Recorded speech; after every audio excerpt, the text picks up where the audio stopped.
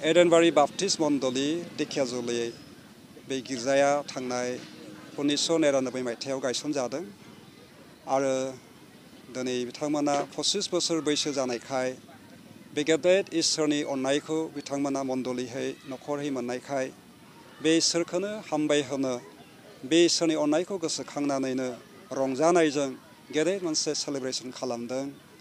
25 बोसोरनि silver jubilee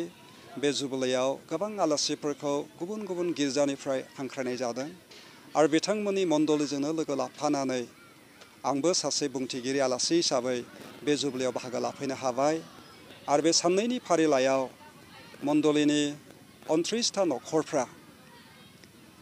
जोबोद रंजानायजों बे प्रग्रामाव गाजा गोमजा बाहागो लादों बिथांमोननि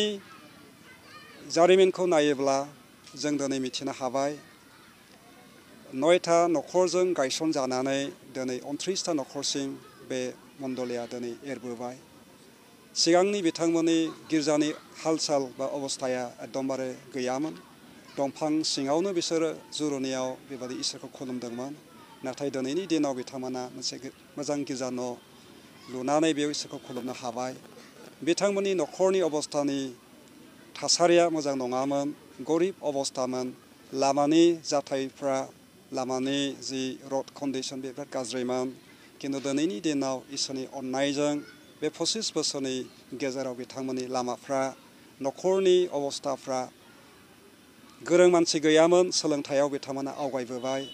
गासैबो बिथिङाव बे एडेनबारि मण्डलीया गंसे जौगाबोनाय मण्डली गेरेमसा मण्डली जाबोबाय आरो बिथांमोना बे गेदेर इसोरनि दैदेननाय इसोरनि अननायखौनो गोसोखांनानै दिनै बे सेलिब्रेसनखौ खालामदों बेयाव गोबां गैयाब्लाबो गोबां मानसिफोर बाहागो लानानै बिथांमोनजों लोगोसे लोगो लाफानानै इसोरखौ धन्यबाद होदों